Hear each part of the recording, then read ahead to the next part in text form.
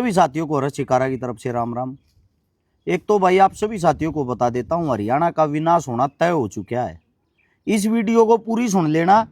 और मैं ये चाहता हूं जो पढ़ा लिखा वर्ग है, स्टूडेंट हैं, उन बच्चों के लिए ये वीडियो भाई। थारा पहली बात तो ये, हरियाणा के जितने भी स्टूडेंट छात्र, थारा काम के रह गया। गर्मी आवे हैं, हरिद्वार कावड़ लेने चले जाओ हो, उड़े की कावड़ निमटा है, कोला पर चले जाओ हो, कोला पर ताओ हो, झंडा ठाके खाटू श्याम हो लियो हो। कई कई लाखों आदमी रोडा पर घूमते पाओगे, बैग टांग का, झंडा लिए, नंगे पैरा। अरे वास्तविकता में अपने जीवन में देखोगे, हकीकत में रोड पा लिए हो तुम। ये झंडे ठाए थे, यूरोन प्रेन हांडे तना, तो थारे माँ बाप ना रोजगार मिल रहा, ना रोटी मिल रहा है। अब सुन लेना काम की बात। मुझे पता आप लोगों को ये बातें गंदी लगती हैं और धर्म से जुड़ी हुई लगती हैं। आप सभी साथियों को पहले तो एक बात बता देता हूं, भगवान ने याद कद करो तुम, थारा नाश जा ले जब, थारी मजबूरी हो ले जब, कोसा रांडा हो ब्याह ना होता हो, भगवान का धोख मारे थे ब्याह हो जाए बिल्या, कुछ नौकरी ना लागता हो, कावड़ लिया तो नौकरी लाग जाओगे, ऐसा नहीं हो सकता। पहले तो आप एक बात ना समझ लो, और समझनी पड़ेगी, नहीं समझोगे मूर्ख बने रहोगे, तारा काम कति नहीं चलेगा। एक अपना HPSC का मसला चल रहा है, आप सभी साथियों को बेरा होगा। हमारे जो छात्र हैं, पढ़े लिखे, PhD करे, और जो मतलब बढ़िया बढ़िया एजुकेटेड लड़के लड़कियां हैं, वो धरने पे बैठे हैं पंचकुला के अंदर। किस मारे बैठे हैं? हरियाणा में की तो सुनी भी तुम नया बात, शिक्षा खतरे में है। किसी ने नहीं सुनी होगी, शिक्षा खतरे में है। आप लोगों को बता देता हूं, प्रोफेसर की भर्ती निकली थी 2424। उनमें कह एक महकमे की बात कराएंगे, इंग्लिश के जो प्रोफेसरों की भर्ती थी वो थी 613 वैकेंसियां। उस 613 वैकेंसियां में मात्र 145 वैकेंसियां पर भर्ती करे गए हैं, बाकी खाली राखी हैं। क्यों राखी हैं, उसका कारण क्या है आप लोगों को बताता हूं। साथ में एक डिफेंस की भर्ती निकली थी जिसमें 23 वैकेंसी थी, मात्र 5 भर्ती करी। जितने जो मेरे साथी हैं जो ये सोचने लग रहा, सरकारी सियाण लग रहा, थार तो रोजगार दे बिना, पर्ची बिना खर्ची हो, थारा इतना मोटा बैम है जिसकी कोई हद नहीं। 613 जो वैकेंसी आती है, 145 पर जो भर्ती कर ली, उस तैयारी जो खाली रखी है, वो खाली रखने का कारण पता है क्या है? जो थारा विधायक है, जो थारा MP है, जो थारा MLA, तुम उसका जाकर पहले तो उसकी जी हजूरी करो, उसका पानी मारो, फिर वो तुम न उस पद पर नौकरी दिलवाओगा। और नौकरी पक्की नहीं, कच्ची, जिसने आजकल कहे हैं HKRN, सभी को बेरा भी होगा। मतलब कि जो नौकरी, जो थारी सैलरी, जो थारी तनख्वाह लाख रुपया की नौकरी की शुरुआत होनी चाहिए, उड़ा तुम 20,000 रुपया में प्राइवेट पढ़ाने जाओगे। और एक जो सबसे बड़ा और सबसे मोटा घोटाला हो रहा है आप लोगों के सामने, वो बताता हूं। हरियाणा की जिस लड़की ने नेट के एग्जाम में पहली रैंक प्राप्त करी, कौन सी पहली रैंक है? ऑल इंडिया का जो नेट का एग्जाम हो उसके अंदर, उस लड़की को इस पेपर के अंदर फेल कर दिया जाता है। HPSC का ये प्रोफेसर के पेपर चल रहे हैं HPSC के माध्यम से, इस पेपर के अंदर उस लड़की को फेल कर दिया जाता है। सोचने का विषय यह है, जो हिंदुस्तान में फर्स्ट आ गई वो लड़की हरियाणा के पेपर में फेल हो जाती है। ये एक लड़की की बात नहीं कर रहा हूं मैं, ये बहुत सारी लड़की और लड़कियों की बात कर रहा हूं जिन्होंने नेट में टॉप किया है। वो यहां पे ये असिस्टेंट प्रोफेसर का टेस्ट पास नहीं कर पाए। हमारी सरकार ऐसा कौन सा सब्जेक्ट लेके इन बच्चों से सवाल जवाब करती है कि ये उस पेपर को पास नहीं कर पा रहे? इसका मतलब सरकार का मकसद उनको फेल करना ही है, उनको लेना ही नहीं चाह रहे। पहली बात तो ये है, रूल ऐसा होना चाहिए, रूल के आधार पर जिसने नेट क्लियर कर लिया उसका टेस्ट ही नहीं होना चाहिए। उसका टेस्ट कहां से होगा? उसने जब नेट ही क्लियर कर दिया तो उसने अपने आप को साबित करके तो दिखा दिया। उसका होना चाहिए खाली इंटरव्यू के माध्यम से नौकरी मिलनी चाहिए। अब जितनी यूनिवर्सिटी कॉलेज हैं उनके अंदर और HKRN वाले बच्चे वे पढ़ाओगे जो मतलब कि इस टेस्ट में फेल हो गए। इसमें एक अनिवार्य चीज कर रहा कि 35% तो ऊपर बच्चा ने लेने पड़ेंगे, और नेट में फर्स्ट रैंक वाला बच्चा 35% नहीं ले पाया। कमाल की बात नहीं है? सीधम सीधा आप लोगों को देसी भाषा में एक चीज समझाता हूं। जो बच्चे इस टाइम पर इस प्रोटेस्ट में शामिल हो रहे हैं, तम ना लागम वे बेकूफ, अगर मूर्ख हैं, खाम खा बैठे हैं। तुम्हारे को ये नहीं पता तुम्हारा भविष्य कहां है। इंडिया के अंदर 1 लाख स्कूल बंद कर दिए गए हैं, पता है आप लोगों को? नहीं पता। क्यों? आप लोग ये चाहिए स्कूल बेसिक बंद हो जाओ, 1 लाख मंदिर खोल दो, मस्जिद खोल दो, तुम्हारी सोच वहां तक रह गई है जहां तक सरकार तुम्हारे को दिखाती है, जहां तक मीडिया तुम्हारे को दिखाती है। मैं आप लोगों को बताना चाहता हूं, ये एक ऐसी लड़ाई है जिस लड़ाई को स्टूडेंटों ने लड़ना चाहिए। उस लड़ाई पे स्टूडेंटों की हालत बताता हूं क्या हो चुकी है। हर कॉलेज यूनिवर्सिटी के अंदर नशे के अड्डे बन गए हैं, बदमाशी के अड्डे बन गए हैं। एक और नया कंसेप्ट आ गया होली दुल्हन आप लोगों ने देखा होगा।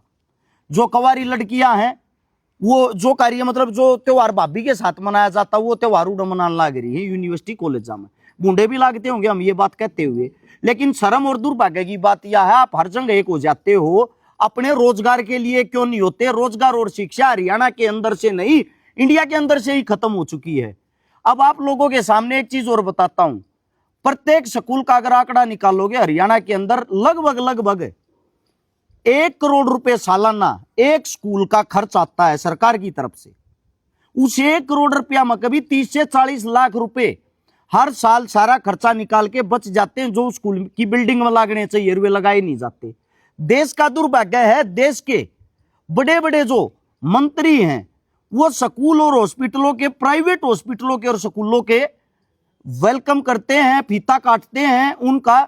मतलब कि मैं अभी हाल में देख रहा था, हमारे शिक्षा मंत्री साहब एक हॉस्पिटल का, नए प्राइवेट हॉस्पिटल का फीता रिबन काट रहे और उनको बधाइयां दे रहे। मतलब हमारे लिए इससे बड़ा दुर्भाग्य क्या होगा। सरकार को सरकारी चीजें खोलने की बजाय उन पर ताला लाकर प्राइवेट चीजें खोल रहे हैं।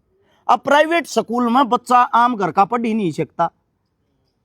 अब जो नौकरियों का विषय, इसमें आम घर का बच्चा तो कभी नौकरी लग ही नहीं सकता। कैसे लगेगा? ना तो उसकी सिफारिश होगी, ना वो नेता मंत्री के पास जा पाएगा, तो नौकरी रोजगार कहां से मिलेगा। आप सभी साथियों को इतना ही कहना चाहता हूं, शिक्षा के लिए आवाज उठाएं। और शिक्षा के लिए मैं कुछ एक भाई से आप लोगों को मिलवाता हूं और मैं ये चाहता हूं भाई आप लोगों को थोड़ा डिटेल में बताऊंगा ताकि आप लोगों को पता लग जाए। यहां पर हो आप,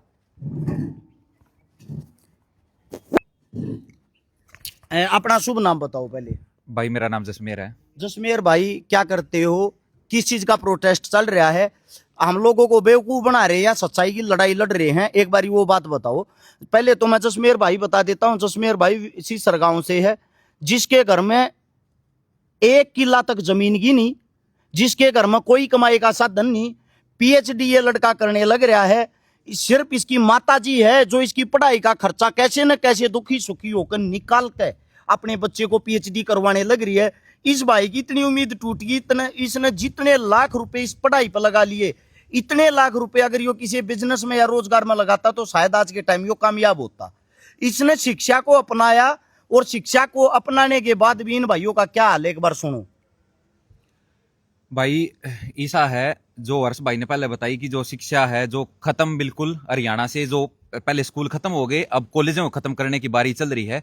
मैंने असिस्टेंट प्रोफेसर का एग्जाम दिया था और मेरे जैसे हजारों बच्चों ने असिस्टेंट प्रोफेसर का एग्जाम दिया था और 35% का क्राइटेरिया जो ए बी ग्रुप की एचपीएससी की अलग अलग भर्ती सब में लगा रखा है, उसकी आड़ में बहुत सारी पोस्ट जो है खाली छोड़ दी गई है लगातार। और जो भाई कह रहे हैं कि तारा 35% नहीं आए, ठीक है हम 6 नेट कर रहे हैं कि तुम 35% नहीं लेके आए। तो एक सेकंड, क्या नेट क्लियर कर रहे हो आप? मेरा 6 बार नेट क्लियर है। 6 बार नेट क्लियर है। और मेरे से तो हर्ष भाई बहुत गणे पूछे बालक हैं जो एक रैंक ले रहे हैं, जेआरएफ हैं, कई बार पीएचडी कर लीजिए ना, आईआईटीएन है वह भी फेल कर रखे हैं। और आपने बता दिया कि 35% नहीं आए, उसका जो है एक वो दिखाऊं मैं, आपने एक बार देख लियो। अखबार की कटिंग है, अभी अगस्त महीने की ही है, ठीक है।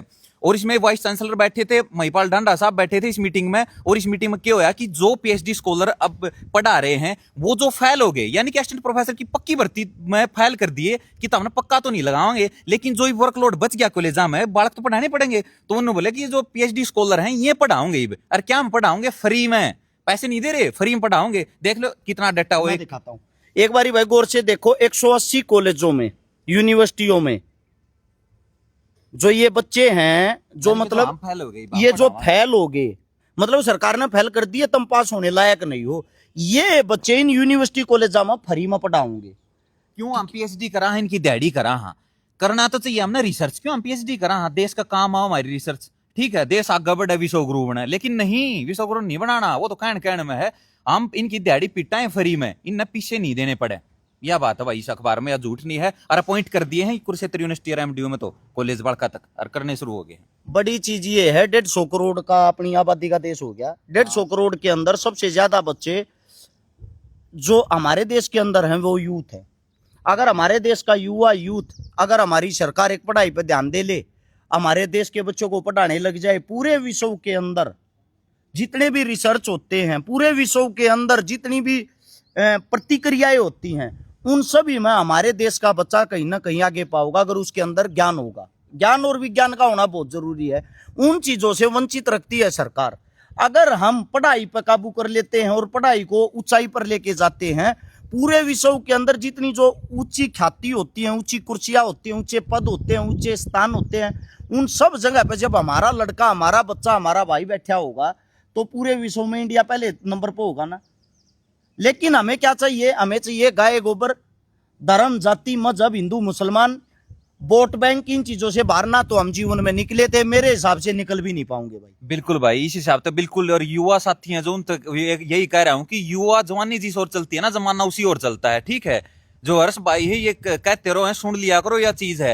ये युवा है ना जो कावड़ में, रीला में और इस चीज में रह गए हैं। कई बार देश की जो आर्थिक, राजनीतिक और सामाजिक जो परिस्थिति है ना, इन पर भी सोच विचार कर लिया करो, देख लिया करो कि देश में चल के रहा है। ये छुटर मुटर मुद्दे ही न छोड़ दिया करो आलतू फालतू के, और जो असल चीज है ना, वो हम क्यों बैठे हैं वहां एचपीएससी लेकर, उन चीजों पर ध्यान दो, अपना भविष्य बचा लो। हमारी बात नहीं है, नौकरी की बात नहीं है, यह आने वाले भविष्य की बात है।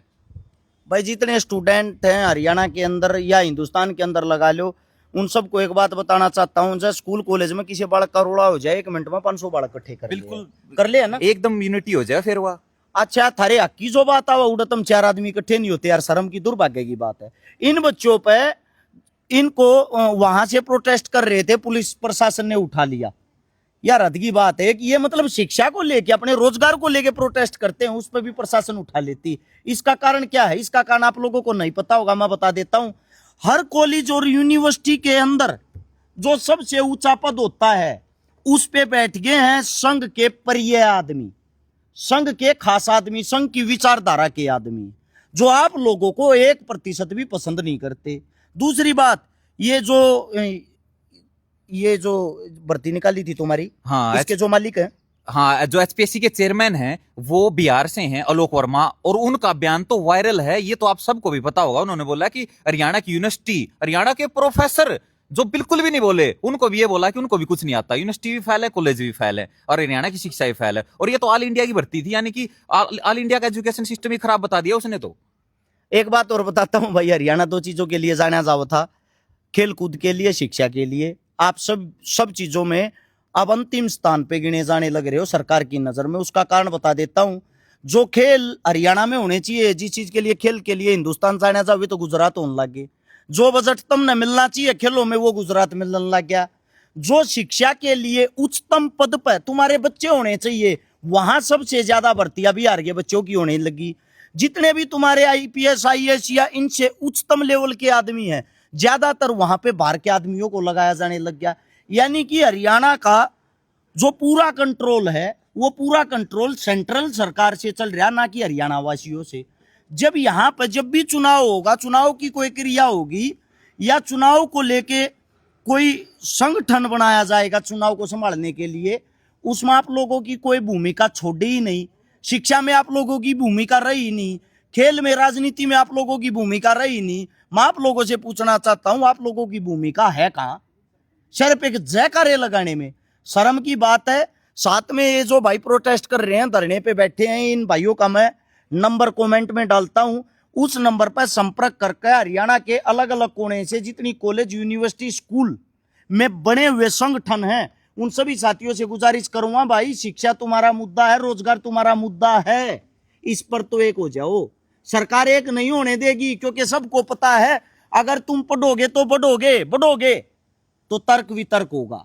इसलिए आप लोगों को मानसिक गुलाम बनाया जा रहा है। आप लोगों से हाथ जोड़ के विनती है, ये लड़ाई तुम्हारी है। हर शिकारा को रोजगार नहीं चाहता, तुमको चाहिए, अपने लिए लड़ो। आप लोगों को वीडियो अच्छी लगी हो तो इसको शेयर जरूर करना। सभी साथियों का धन्यवाद। राम राम, जय हिंद।